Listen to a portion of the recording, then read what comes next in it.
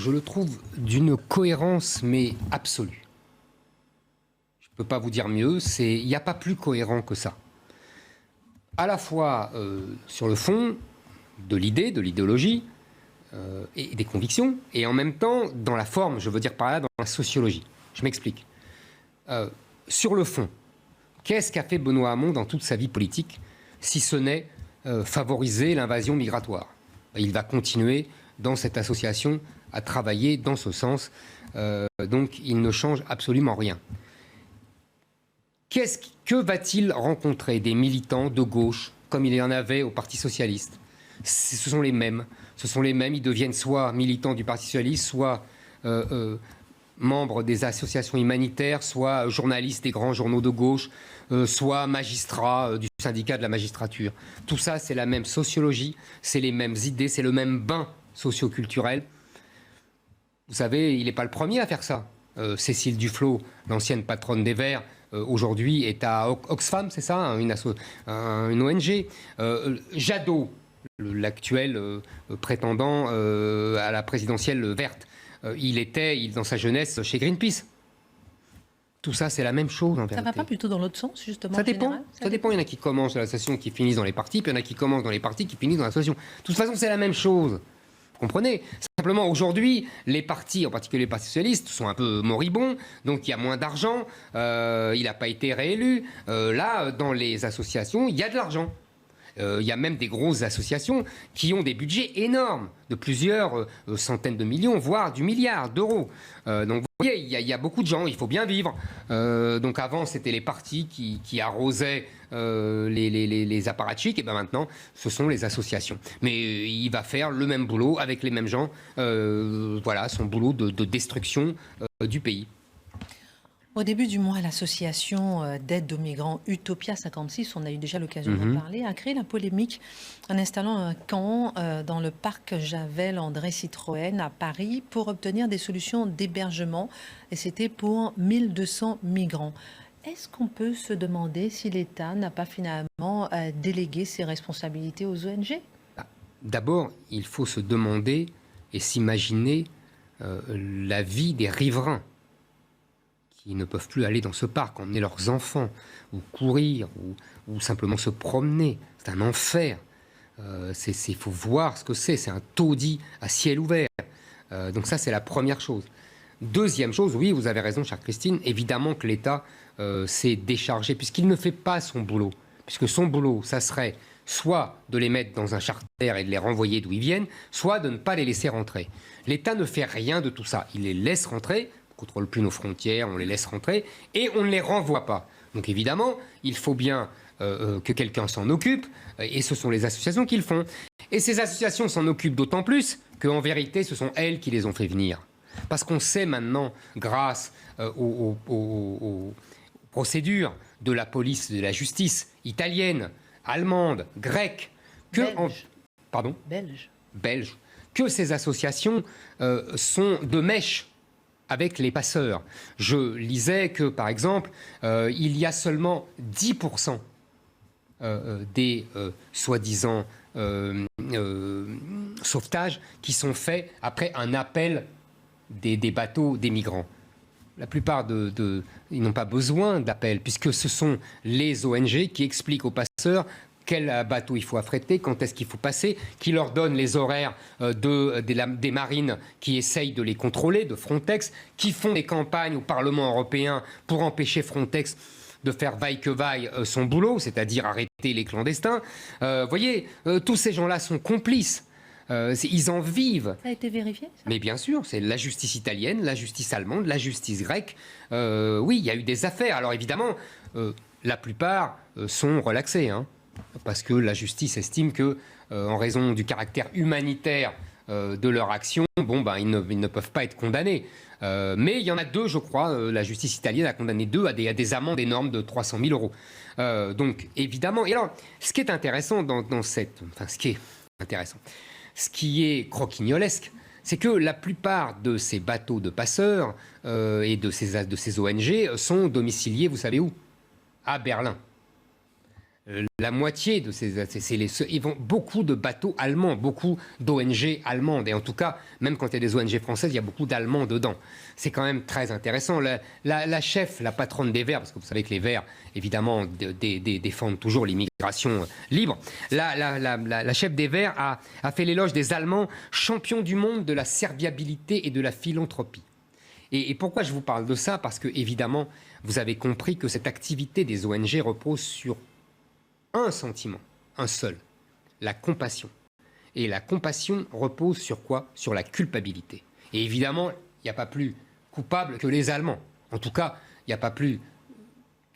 Ceux qui se sentent le plus coupables dans l'humanité aujourd'hui, ce sont évidemment les Allemands pour ce qu'ils ont fait pendant la Seconde Guerre mondiale. Donc on voit les nouvelles générations essayer pathétiquement d'expier les crimes de leur grand-père, parce que maintenant c'est leur grand-père. Vous voyez, il y a quelque chose de pathétique là-dedans. Et moi, je dirais, peut-être avec sévérité, que les Allemands ont détruit l'Europe une première fois par la force et que désormais, ils l'achèvent par la faiblesse et par la philanthropie et par la compassion. Donc là, comme ça, il y a un continuum. Donc, si vous voulez, c'est tout ça. Benoît Hamon, il sera comme un poisson dans l'eau. L'ancien élu de Trappes, vous voyez, qui défendait une ville qui était complètement islamisée. Il était l'homme lige de l'islamisation de sa ville. Il n'a jamais protesté contre cela. Au contraire, il l'a vanté. Donc, c'est pour lui. Voilà. Il ne pouvait pas mieux trouver. Il sera même mieux qu'au Parti socialiste. Les ONG comme Utopia 56, est-ce qu'elles vont, selon vous, trop loin? Et si oui, que peut faire le gouvernement pour mieux les encadrer? Mais ma chère Christine, par rapport à ce que vous disiez, le gouvernement, ils ne vont pas trop loin, ils font ce pourquoi ils sont faits. Voilà. Ils sont faits pour faire pression sur le sentiment de culpabilité des Européens. Les ONG? Bien sûr. Pour ramasser de l'argent comme ça et pour faire venir des migrants par milliers, par dizaines de milliers, par millions, tant qu'ils peuvent, parce qu'ils estiment que c'est comme ça qu'on va expier la culpabilité blanche. On est toujours dans l'histoire de la culture woke. Tout ça, c'est lié. On est toujours dans ce que je vous ai dit au début, c'est-à-dire la fameuse phrase de Chesterton, « Le monde est plein de vertus chrétiennes devenues folles ». Ces gens-là sont des chrétiens qui s'ignorent, devenus fous. Voilà.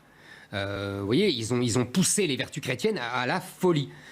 C'est le mot, je crois, de Saint Augustin, si je ne dis pas de bêtises, mais je dois dire certaines bêtises, c'est « On ne peut pas vouloir le bien jusqu'au mal ». Ces gens-là veulent le bien jusqu'au mal. Et je suis sûr qu'il y a déjà des téléspectateurs qui vont me dire « Mais non, ce n'est pas Saint Augustin, c'est un autre saint ». Bon, donc j'attends la réponse. Mais vous voyez, c'est ça. On est dans cette folie-là, dans cette pathologie-là. Donc le gouvernement les laisse faire en vérité. Oui, il les laisse faire parce je vous l'ai dit, il ne prend pas les mesures nécessaires à l'arrêt de l'immigration. S'il voulait, vous me dites, s'il voulait les encadrer, les sanctionner, il pourrait très bien. Quand Darmanin s'en prend à Génération Identitaire, alors là, ça rigole pas. Il dissout l'association.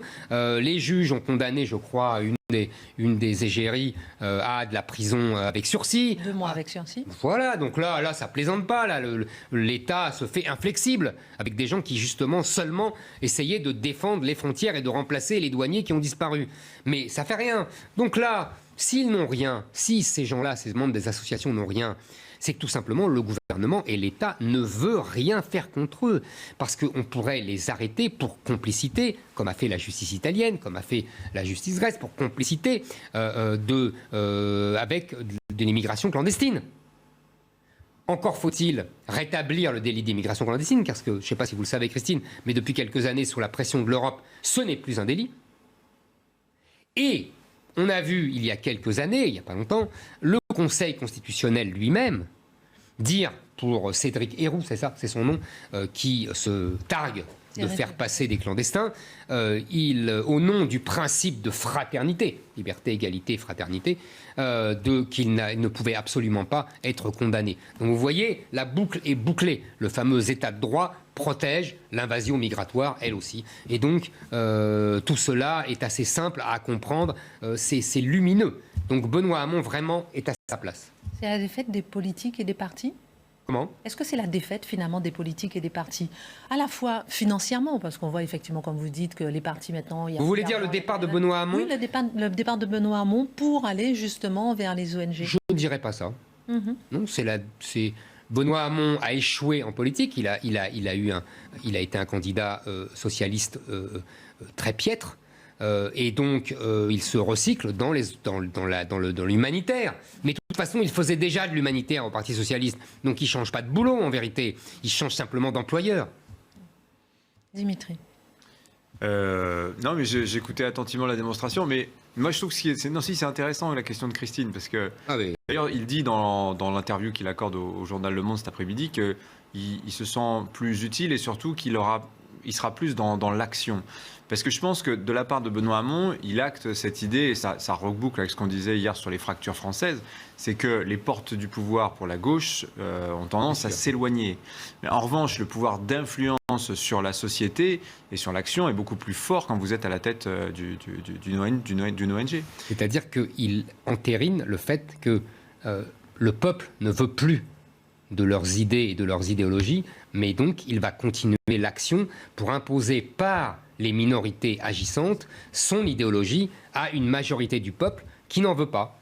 Et ça s'appelle des démocrates. Alors, est-ce que les ONG, c'est le nouveau pouvoir? Ça, c'est une première question, selon vous. Le nouveau pouvoir, non. Non. Non, vous savez, il y a un ensemble, si vous voulez, il y a un ensemble. Dans l'action, ça fait système. Il va pouvoir agir. Non, ça fait système, comprenez. Ça fait système. Aujourd'hui, on a une majorité du peuple qui est complètement corsetée et qui est enfermée dans un placard pour permettre aux minorités de détenir le pouvoir et d'imposer leur volonté. Donc il y a les associations, les ONG, les mouvements antiracistes, féministes, tout ça, tous ces lobbies LGBT, etc. Tous ces gens qui n'ont, en vérité, Dimitri l'a très bien dit, aucun espoir d'obtenir la majorité du peuple. Et donc, qui utilisent les voies de la justice, qui utilisent la proximité avec les médias. Pouvoir non démocratique. Exactement, pouvoir non démocratique. Oligarchie, ça s'appelle en bon français. C'est-à-dire le pouvoir d'une petite minorité qui gouverne la majorité. Comment on lutte ? Comment on lutte ? Moi, c'est très simple. Je couperai les vivres de tous ces gens.